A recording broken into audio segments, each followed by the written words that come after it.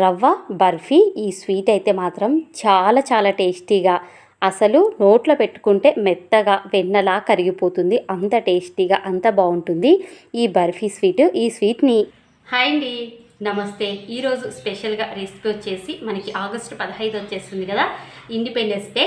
ఈ స్వీట్ చాలా టేస్టీగా చాలా బాగుంటుంది. చేయడం కూడా చాలా సింపుల్ ప్రాసెస్లో. ఆల్రెడీ ఒకసారి ఈ స్వీట్ అనేది రిపేర్ వచ్చేసిందని, సరిగ్గా రాలేదనేసి నేను వీడియో పెట్టేశాను. అలాగే కానీ ఈసారి మాత్రం చాలా కరెక్ట్గా చాలా చాలా టేస్టీగా చాలా బాగా వచ్చేసింది. ఈ స్వీట్ తయారు చేయనీక నేను ఇక్కడ ఫస్ట్ ముందుగా ఈ కప్పు కొలత అనేది తీసుకుంటున్నాను.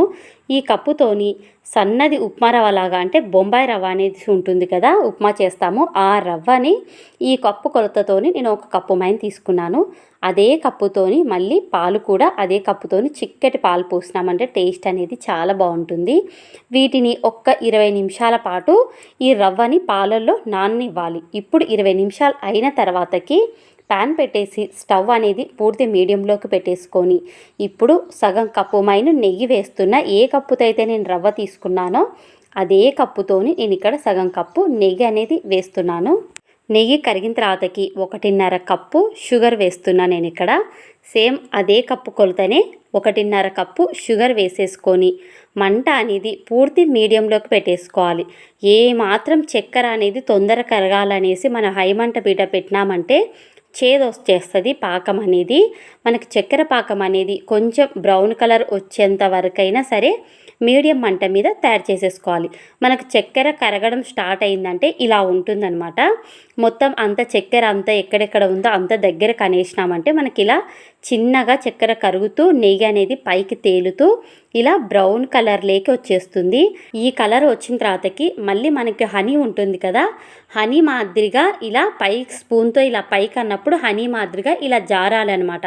అంటే హనీ కలర్ రావాలి. ఇప్పుడు మంట మీడియం మంట మీదనే పాకం వచ్చేదాకా అలా రెడీ చేసుకున్న తర్వాతకి ఇప్పుడు 20 నిమిషాలు అయింది కదా, పాలల్లో నానబెట్టిన రవ్వని ఇందులో వేసేసుకోవాలి. మంట అనేది ఇలా పాకం వచ్చిన తర్వాతకి ఖచ్చితంగా మీడియంలోకి పెట్టేసుకోవాలి. ఎందుకంటే తొందరగా మాడిపోతుంది ఈ మూమెంట్లో మాత్రము. పాకం మాడిందంటే చేదొచ్చేస్తుంది. ఇలా ఈ పాలలో నానబెట్టిన రవ్వని ఇందులో వేసేసుకొని వెంటనే ఎక్కడే కానీ ఉంటలు లేకుండా ఇలా చూపిస్తున్న విధంగా అంతా కలిసిపోయేంత వరకు మీడియం మంట మీద కలిపేసుకున్న తర్వాతకి ఒక స్పూన్ మైన్ ఇలాచి పౌడర్ అనేది కచ్చాపచ్చగా నూరి వేసేసుకోవాలి. అలాగే డ్రై కొబ్బరి అనేది తురుము పట్టకుండా ఇలా మిక్సీలో వేసేసుకొని ఒక 2 స్పూన్ల మైన్ బాగా నిండుగా వేసేసుకోవాలి. బర్ఫీ అనేది టేస్టీ కానీ చాలా బాగుంటుంది. ఇలా డ్రై కొబ్బరి కానీ లేదా పచ్చి కొబ్బరి ఉంటే కూడా అప్పుడప్పుడు ఫ్రెష్గా కొట్టి వేసేసుకోవచ్చు. ఇలా ప్యాన్ నుంచి సపరేట్ అయ్యి ఇలా దగ్గర పడేంత వరకు ఇప్పుడు ఇలా రెడీ అయిన తర్వాతకి స్టవ్ అనేది బంద్ చేసేసుకొని ఇప్పుడు ఈ డబ్బాకి అనేది ఆయిల్ కానీ లేదా నెయ్యి కానీ రాసేసుకున్న తర్వాతకి మొత్తం మిశ్రమాన్ని అంతా చల్ల కావాల్సిన అవసరమేం లేదు. కాలుతున్నప్పుడే ఈ డబ్బాలోకి వేసేసుకుంటే సరిపోతుంది. అంత సరిసమానం అని ఇలా ఒకసారి ఇలా అనేసుకున్న తర్వాతకి వీటిని పూర్తిగా అంటే 1 గంటన్నర టైం పడుతుంది చల్లకి కానిక. ఇలా ఒక ప్లేట్లోకి వేసేసుకున్నామంటే సేమ్ మనకి ఇలా బర్ఫీ మాదిరిగా వచ్చేస్తుంది. మనకి ఏ షేప్ కావాలో ఆ షేప్ని కట్ చేసుకోవచ్చు. అసలు తింటూ ఉంటే నోట్లో వెన్నలా కరిగిపోతుంటుంది. నెయ్యి బాగా వేసాం కాబట్టి ఫ్లేవర్ కూడా అలాగే ఉంటుంది. చాలా చాలా టేస్టీగా చాలా బాగుంటుంది ఈ రవ్వ బర్ఫీ అనేది.